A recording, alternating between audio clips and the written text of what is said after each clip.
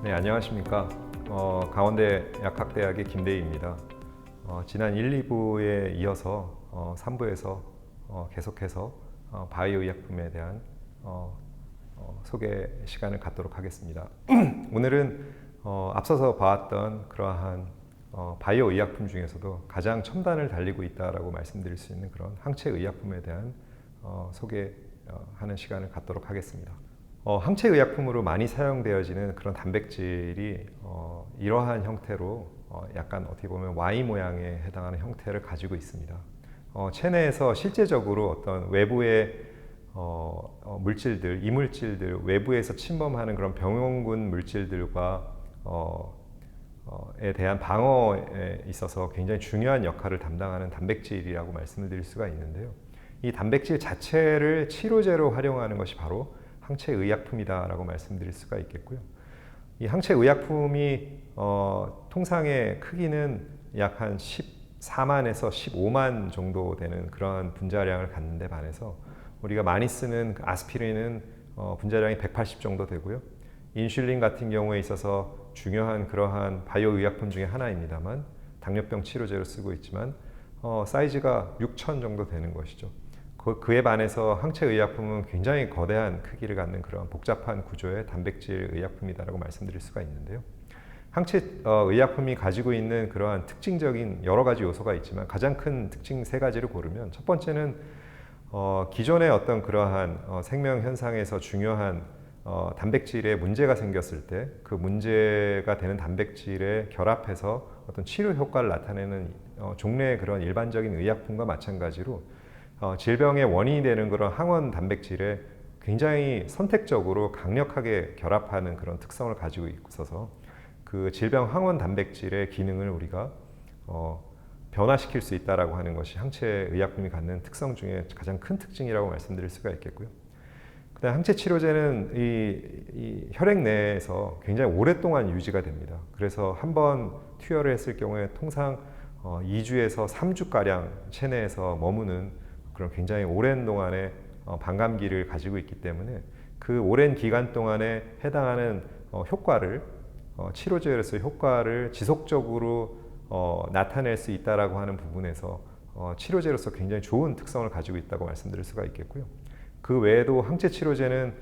질병 항원 단백질 또는 질병 항원을 가지고 있는 세포 주변으로 여러 가지 면역 세포들을 불러들임으로써 그런 면역 세포들이 가지고 있는 그러한 면역 방어의 그러한 효능을 유도해낼 수 있다라고 하는 부분에 있어서 굉장히 좋은 그러한 의약품이 된다라고 그렇게 말씀을 드릴 수가 있겠습니다.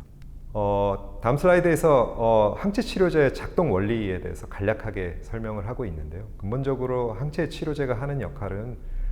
질병의 원인 물질이 되는 그런 항원 단백질에 이제 결합을 해서 그 단백질의 기능을 억제하는 것이죠. 대표적으로 유방암의 치료제로 사용되어지고 있는 헐셉틴과 펄제타를 예로 들었는데요. 많은 유방암 환자들의 경우에 있어서 헐2라고 하는 이 세포 표면에 이제 만들어지는 그러한 말하자면 수용체가 있는데 그 수용체가 끊임없이 세포가 하게끔 하는 그러한 여러 가지 신호를 이제 막 세포 안쪽으로 만들어내고 있는 것이죠. 이때 펄제타나 헐셉틴이 결합을 하게 되면 이 수용체가 끊임없이 만들어내는 그러한 세포 증식에 대한 그런 신호를 더 이상 만들지 못하게 함으로써 결국에는 항체 치료제가 수용체에 결합해서 그 타겟이 되는 질병 원인 물질의 기능을 억제하는 것이 바로 이러한 항체 치료제가 치료제로 활용되어질 수 있는 근본적인 원리라고 말씀드릴 수가 있겠고요. 이러한 치료제로 대표적인 헐셉틴과 같은 경우에 있어서는 2018년에 약 미국 US 달러로 7.0 빌리언 달러 정도 매출이 났으니까 단일 품목으로 8조 원 가량 매출을 달성했으니까 굉장히 큰 어마어마한 크기의 그러한 매출을 올리는 그런 중요한 의약품이다라고 이렇게 말씀을 드릴 수가 있겠습니다. 이러한 항체 의약품은 사실 그렇게 오래 동안 이 병원에서 활용이 되어지진 않았습니다. 가장 첫 번째로 허가를 받은 항체 치료제는 약 94년 정도에 처음으로 장기 이식에 있어서 이식 거부 반응을 억제하기 위한 치료제로서 레오프로라고 하는 약제가 처음 허가를 받은 이후에 대표적으로 앞서서 말씀드렸던 헐셉틴과 같은 약제가 약 한 98년에 허가를 받았고 그 뒤로 점차 여러 가지의 이러한 항체 의약품들이 암과 그 다음에 면역계 질환에 대해서 허가를 받으면서 항체 치료제가 하나의 어떤 중요한 그러한 치료제로서 자리를 잡게 되었고요. 지금 보면 이러한 항체 치료제는 뭐 역사로 따지고 보면 한 20년이 조금 넘은 그러한 새로운 어떤 그러한 그룹의 치료제라고 말씀드릴 수가 있는데 제약 시장에 있어서는 굉장히 큰 황금알을 낳는 그런 닭과 같은 그런 존재가 되어서 대부분의 글로벌 제약사들이 이러한 항체 치료제 개발을 하는 데 있어서 굉장히 많은 돈과 인력을 투여하고 있다라고 말씀드릴 수가 있겠습니다. 작년에 5월 달에 드디어 미국 FDA에서 100번째 항체 의약품이 허가를 받았고요. 주로 이 항체 의약품의 치료 분야는 이제 항암 분야와 그 다음에 면역 질환의 치료제로서 많이 활용이 되어지고 있다고 말씀드릴 수가 있겠고 2020년에서 2027년 사이에 매년 약 한 14.4% 정도 가량의 성장률을 보일 것으로 예측을 하고 있고 2027년에는 전 세계 글로벌 항체 의약품 시장의 크기가 약 한 350 빌리언 달러 정도 될 것이다 라고 예상을 하고 있어서 전체 의약품 시장에 있어서도 굉장히 주요한 그런 약제가 되고 있다라고 말씀드릴 수가 있겠습니다. 실제로 2019년에 전 세계에서 팔려나간 그런 약제들 중에서 뭐 10손가락 안에 드는 약제들을 고르면 뭐 스몰 저분자 화합물에서부터 여러 가지 바이오 의약품을 다 통틀어서 봤을 때 약 한 7종 정도의 의약품이 탑10 안에 들어가는 의약품이 바로 이러한 항체 의약품이다라고 말씀드릴 수가 있겠고 그렇기 때문에 굉장히 큰 매출을 올리는 말씀드렸던 황금알을 낳는 그런 굉장히 성공적인 치료제로서 활용이 되어지고 있다고 말씀드릴 수가 있겠고요. 지금까지 매출 상위의 바이오 의약품들이 어느 정도의 매출을 올리는지에 해당하는 것을 우리가 통계를 보게 되면 예를 들어서 2020년에는 휴미라라고 하는 의약품이 류마티즘 치료제로서 활용이 되어지고 있고 저 자체만으로도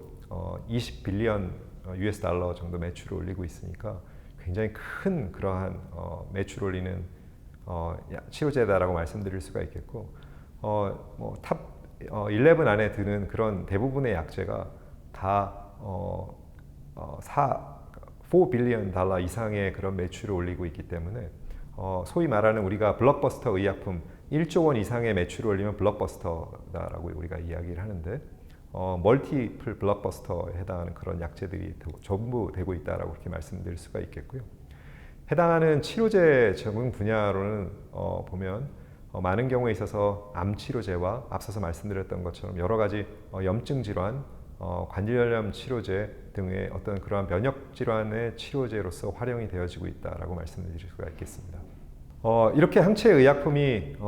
병원에서 활용되어지는 가장 굉장히 성공적인 의약품으로서 지금도 많이 개발이 되어지고 있는데요.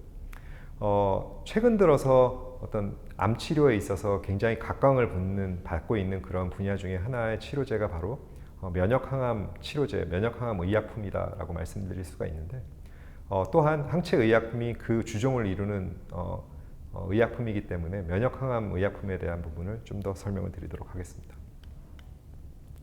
이러한 면역항암 치료의 원리라고 우리가 사용할 수 있는 것은 결국엔 체내에 존재하는 그러한 외부의 이물질에 대해서 우리 몸을 방어하기 위한 그러한 시스템을 암 환자의 암세포를 특이적으로 공격하는 그런 시스템으로 활용하는 그런 방법이다라고 말씀드릴 수가 있겠고요. 그래서 그러한 체내 면역 방어의 그러한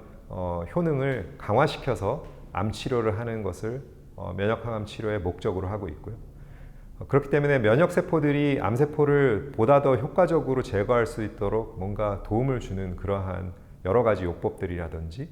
아니면 암 환자의 면역 활성을 좀 더 높여서 그 암 환자의 면역력을 높여줄 수 있는 그러한 여러 가지 치료제들이 치료 방법들이 이러한 면역항암 치료제 또는 면역항암 치료법의 그러한 근본적인 원리가 된다라고 말씀드릴 수가 있겠습니다. 그럼 지금부터는 앞서서 우리가 살펴본 바이오 의약품, 그 중에서도 항체 의약품 중에서 최근 들어 가장 각광을 받고 있는 그러한 의약품 중에 하나인 면역항암 의약품의 치료제에 대해서 우리가 조금 더 살펴보도록 하겠습니다. 면역항암 치료 방법이라고 하는 것은 우리 체내에 가지고 있는 그러한 면역 방어 시스템, 면역 방어의 원리를 암 치료에 이용하고자 하는 그러한 원리다라고 말씀드릴 수가 있겠는데요. 실질적으로 우리가 뒤에 설명을 드리겠지만 우리 체내에서 만들어지는 그러한 발생하는 암에 대해서 우리 몸에 존재하는 그런 면역 시스템이 굉장히 잘 효과적으로 암세포들을 제거하고 있음이 지금은 잘 알려지고 있습니다. 근데 반해서 어쨌든 암세포들도 자라는 것이기 때문에 이렇게 자라는 그런 암세포에 대응해서 우리 몸이 가지고 있는 그런 면역 체계, 면역 세포들이 효과적으로 암세포를 좀 더 제거할 수 있도록 도움을 주는 그런 요법들, 그리고 암 환자가 가지고 있는 여러 가지 면역 활성을 좀 더 효과적으로 증대시켜주기 위한 그런 여러 가지 치료법들이 바로 이런 면역항암 치료제의 원리다라고 말씀드릴 수가 있겠는데요. 실제적으로 체내에 어떤 암세포가 자라게 될 때 그 암세포들은 많은 경우에 있어서 여러 가지 돌연변이에 해당하는 유전자의 어떤 자국을 남기게 되고요. 그리고 유전자 변형이 일어남을 통해서 암세포들은 굉장히 다양한 다수의 그러한 정상의 그러한 사람들이 갖지 않는 그런 단백질, 새로운 단백질들을 만들어내는 것으로 알려지고 있습니다. 근데 이렇게 새로운 어떤 암 환자에서 만들어지는 이런 단백질들은 우리 체내에 있는 면역 시스템에서 면역 세포들이 이것은 정상으로 인식을 하지 않는 것이죠. 외부에서 들어온 이물질이다라고 인식을 해서 이러한 외부의 암세포에서 만들어지는 이러한 여러 가지 돌연변이 단백질들에 대해서 1차적으로는 T세포가 그 중에서도 자연살의 T세포라고 하는 특정 어떤 그러한 T세포군이 활성화가 되고 그 활성화된 T세포가 암세포로 주변으로 옮겨가서 암세포를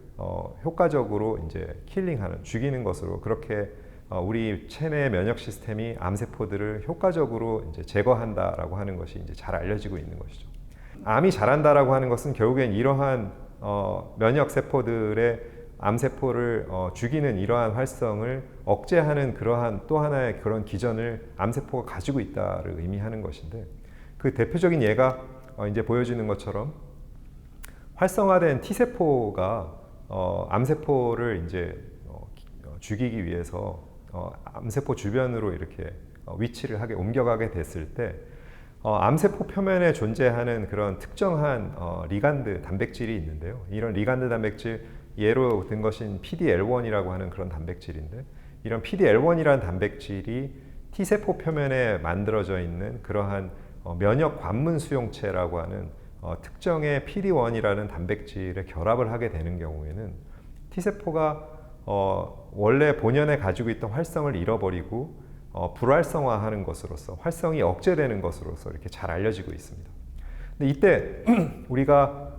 이런 PDL1 또는 PD1과 같은 이러한 면역 관문 수용체와 리간드에 결합하는 항체를 우리가 사용해서 두 단백질 간의 결합을 우리가 억제해 주는 경우에, 결합이 일어나지 못하도록 해주는 경우에 있어서는 암세포가 나타내는 이러한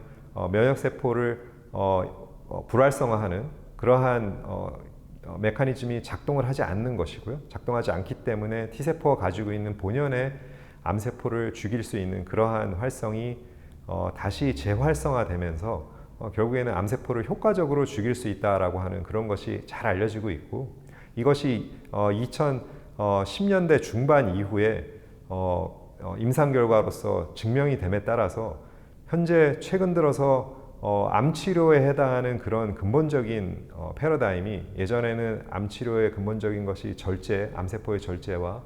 그다음에 여러 가지 항암 치료제의 그런 저분자 화합물의 항암제의 사용, 그리고 여러 가지 방사선 동위원소라든지 방사선을 이용한 그런 방사선 치료요법이 주종의 어떤 그러한 치료 방법이었다라고 하면, 지금은 이러한 면역 항암 치료법을 이용해서 암세포를 조절하고자 하는, 암세포를 제거하고자 하는 그런 방식으로 항암 분야가 완전히 이제 탈바꿈을 하고 있는 그러한 시대에 있다라고 말씀을 드릴 수가 있을 것 같습니다. 그래서 이런 면역항암 치료법에 있어서 말씀드렸던 것처럼 우리 환자가 가지고 있는, 우리 체내가 가지고 있는 면역 활성을 이용해서 암세포를 치료하기 때문에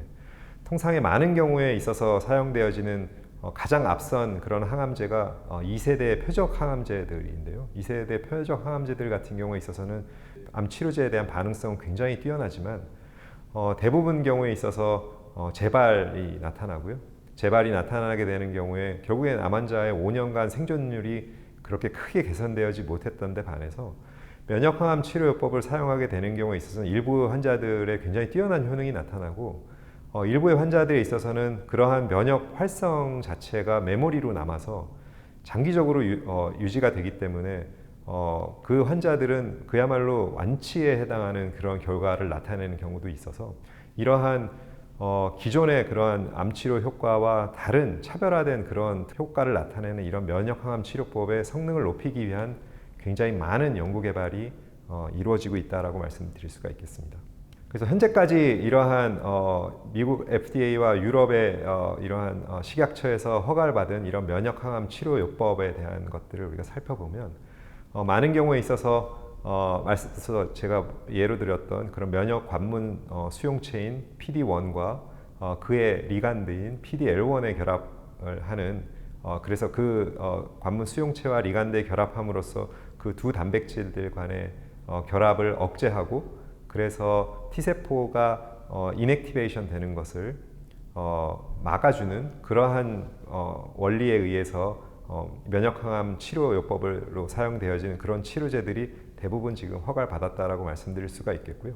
이런 지금의 허가를 받은 약제들과 더불어서 굉장히 다른 종류의 그런 지금까지의 허가를 받아서 사용이 되어지고 있는 그런 항암제들과 그 다음에 새롭게 개발되어지는 그런 신약들을 이렇게 지금 허가를 받은 이런 면역항암 항체의약품과 같이 혼합해서 사용을 해서 보다 더 좋은 그런 항암 성능을 유도해낼 수 있는 그런 치료법을 개발하고자 하는 노력들이 굉장히 많이 이루어지고 있다라고 말씀드릴 수가 있겠고요. 그 외에도 굉장히 다양한 면역항암 치료요법들이 말하자면 앞서서 말씀드렸던 그런 면역항암 항체 치료제와의 병용 같이 혼합해서 사용하는 요법들로 개발이 진행되어지고 있는데 그 중에 일부가 말하자면 활성화 면역세포 치료제, 뭔가 면역세포 자체를 굉장히 활성화시킨 상태에서 그 세포 자체를 환자에 직접적으로 주입해서 그러한 면역세포의 활성화된 그런 특성을 이용해서 암세포를 죽이고자 하는 그런 치료제도 사용이 되어지고 있고요. 항암 백신이라고 해서 암세포가 가지고 있는 그 독특한 고유의 암세포 특이적인 단백질을 이용해서 암세포와 별도로 백신을 우리가 투여를 받으면 그 백신에 대한 몸에서의 저항성이 생기도록 우리가 유도해내는 것을 우리가 백신이라고 얘기하는데 그와 마찬가지로 암세포의 특이적인 그러한 면역 반응을 유도해낼 수 있는 우리 자체 내에서 유도해낼 수 있는 그러한 용도로 사용되는 전략 요법이 바로 항암 백신 요법이다라고 말씀드릴 수가 있겠고요. 그 외에도 앞서서 말씀드렸던 것처럼 암 환자의 면역력을 높이기 위한 그런 여러 가지 면역 활성 조절 단백질을 사용한다든지 아니면은 그 외에 표적 항체 의약품, 기존의 항암제로 사용되어지고 있던 그러한 항체 의약품들과 말씀드렸던 그런 면역 항암 항체 치료제를 같이 병용으로 사용하는 그런 요법들에 대한 연구도 많이 이용이 되어지고 있다고 할 수 있겠고요. 암세포를 효과적으로 죽일 수 있는 암세포 살해 바이러스를 이용해서 우리가 이것을 온코라이틱 바이러스라고 얘기하는데 이러한 암세포 살해 바이러스를 이용해서 암세포 주변에 있어서의 암세포에 대한 우리 면역 체계, 면역 시스템이 높은 그러한 면역 반응을 나타낼 수 있도록 유도해내는 그러한 요법 또한 기존의 그러한 면역항암 치료제 요법과 같이 많이 연구 개발이 되어지고 있는 그러한 면역항암 치료 요법이다라고 이렇게 말씀을 드릴 수가 있겠습니다. 이러한 다양한 면역항암 치료 요법들의 병용 두 가지 이상의 그러한 용법들을 혼합해서 사용함으로써 암 환자에 대한 그런 우리 체내에서 가지고 있는 면역력을 보다 더 높여서 암 치료의 그러한 성능을 높이고자 하는 노력이 지금 글로벌리 굉장히 열심히 연구 개발이 진행되어지고 있다라고 말씀드릴 수가 있겠습니다. 이상으로 면역항암 치료제에 대한 소개와 그다음에 항체 의약품에 대한 소개를 마치도록 하겠습니다. 네, 경청해 주셔서 감사합니다. 네.